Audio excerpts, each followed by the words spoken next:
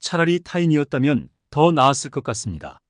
최근에는 자신의 부모나 자식보다 못한 이들이 점점 더 많아지고 있는 추세입니다.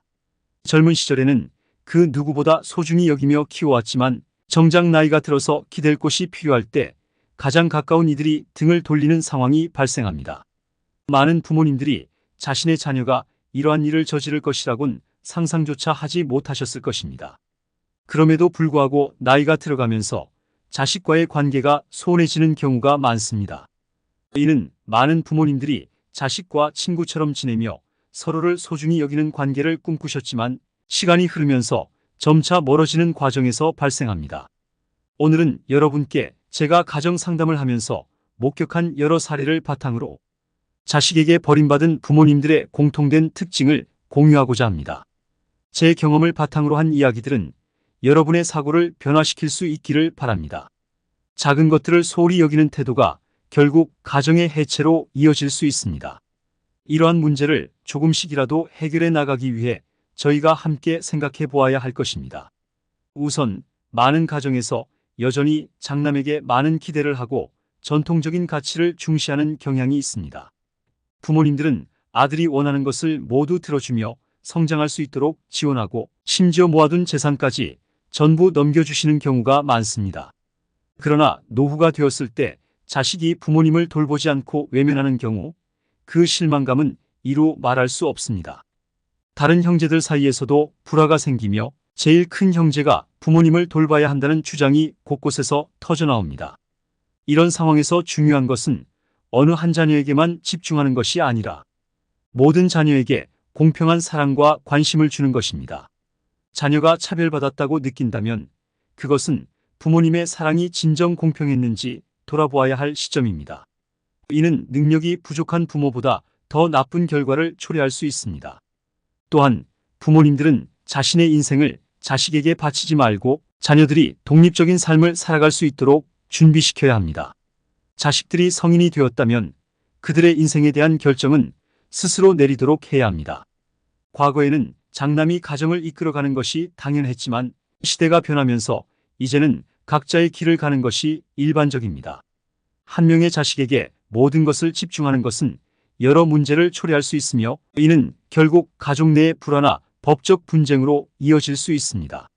항상 재산을 분배할 때는 신중을 기하고 모든 자녀에게 공정하게 대해야 합니다. 자녀의 일에 과하게 간섭하지 않는 것도 중요합니다. 자녀가 자신의 문제를 스스로 해결하며 성장할 수 있도록 하는 것이 결국 그들의 자립심을 길러줄 수 있습니다. 부모님이 항상 옆에서 해결책을 제공하는 것이 아니라 올바른 방향을 제시하고 지켜보는 것이 자녀를 위한 더 큰 사랑일 수 있습니다. 이러한 지혜를 통해 여러분의 자녀도 훗날 이러한 사랑과 지원에 대해 깊은 감사를 느낄 것입니다. 부디 오늘 영상이 여러분의 가정생활에 작은 도움이 되길 바라며 더 많은 가족이 행복하고 조화로운 관계를 유지할 수 있기를 희망합니다. 먼저 현대사회에서는 아직도 많은 부모님이 장남에게 모든 것을 기울이는 경향이 있습니다. 장남이 원하는 것은 무엇이든지 지원하며 그들이 모은 재산도 대부분 장남에게 넘겨주곤 합니다. 하지만 때로는 이런 기대가 배신으로 돌아오기도 하죠.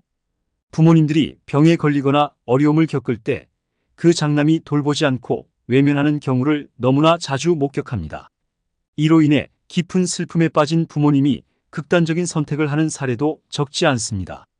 이런 상황에서 재산을 받지 못한 다른 자녀들은 종종 반발하며 가족 간의 불화가 생기곤 합니다.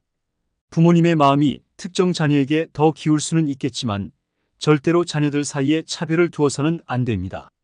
부모님이 모든 자녀를 공평하게 사랑했다고 믿으셔도 한 자녀가 차별받았다고 느낀다면 그 마음을 진지하게 고려해 보아야 합니다. 무능력한 부모보다 차별하는 부모가 더 큰 문제를 일으킬 수 있습니다. 경제적으로 어려워도 자녀를 차별하지 않고 사랑으로 키우면 자녀들은 적어도 실패하지 않을 것입니다. 현실은 종종 첫째 자녀에게 모든 것을 투자하고 나중에 둘째 자녀에게 의지하려는 부모님들이 계십니다. 이러한 선택이 과연 올바른지 신중히 고민하셔야 합니다. 이런 선택을 한 부모님들이 자주 경험하는 것이 바로 자식에게 버림받는 아픔입니다.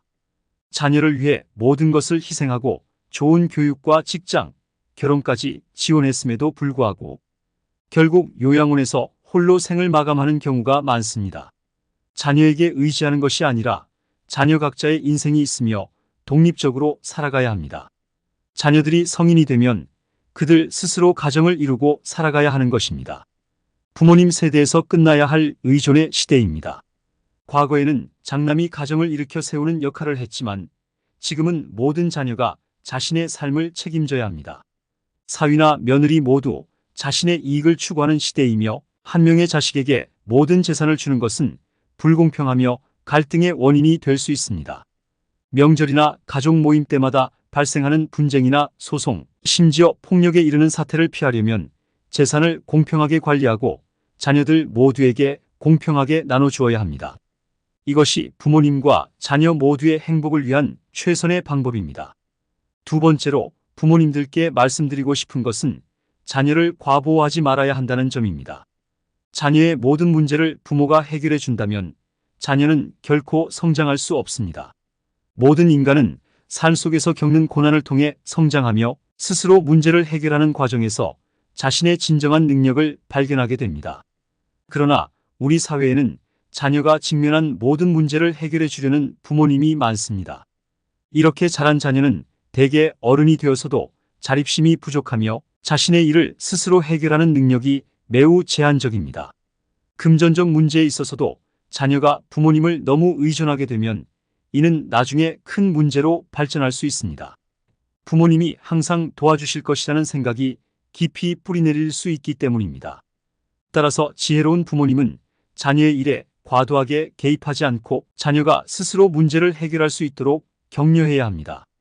예를 들어 대학교에서 성적 문제로 교수님을 직접 찾아가는 부모님이 많다는 것은 사실 건강하지 않은 관계의 반증입니다.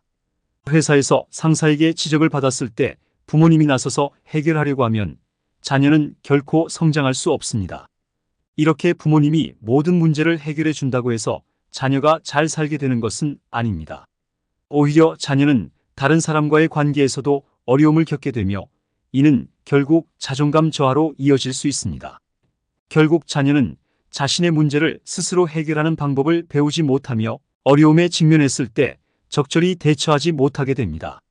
이것은 자립 능력 부족으로 이어지며 자녀는 항상 다른 이에게 의존하게 됩니다. 자녀의 문제 해결을 돕기 위해서는 부모님이 해야 할 일은 바로 물고기를 잡는 방법을 알려주는 것입니다. 자녀에게 매번 문제를 해결해 주는 것이 아니라 문제에 직면했을 때 스스로 해결할 수 있는 방법을 가르쳐야 합니다. 이러한 접근 방식은 자녀가 독립적이고 책임감 있는 성인으로 성장하는 데 필수적입니다. 물론 이렇게 자녀를 교육하면 당장은 자녀가 부모님의 도움을 받지 못해 어려움을 겪을 수 있지만 장기적으로 보면 이는 자녀에게 매우 긍정적인 영향을 미칩니다.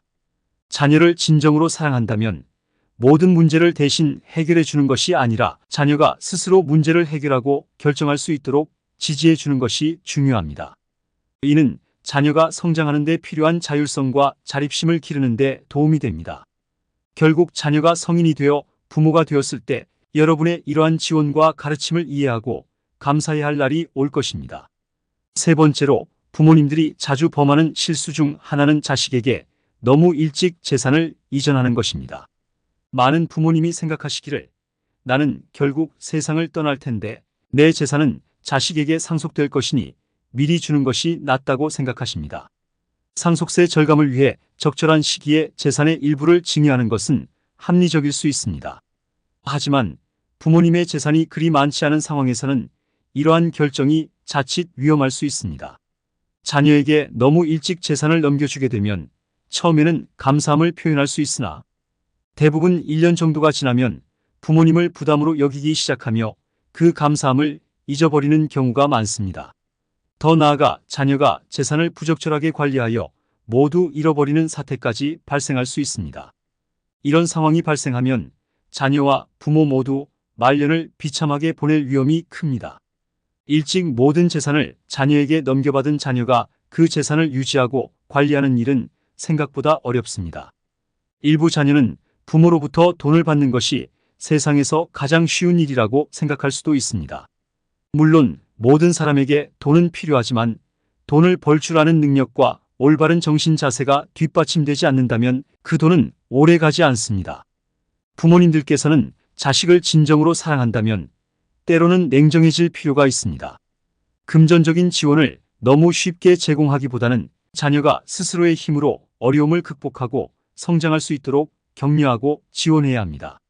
자녀들에게 금전적인 재산을 물려주는 것보다 더 중요한 것은 스스로 문제를 해결하고 성취할 수 있는 정신력을 물려주는 것입니다.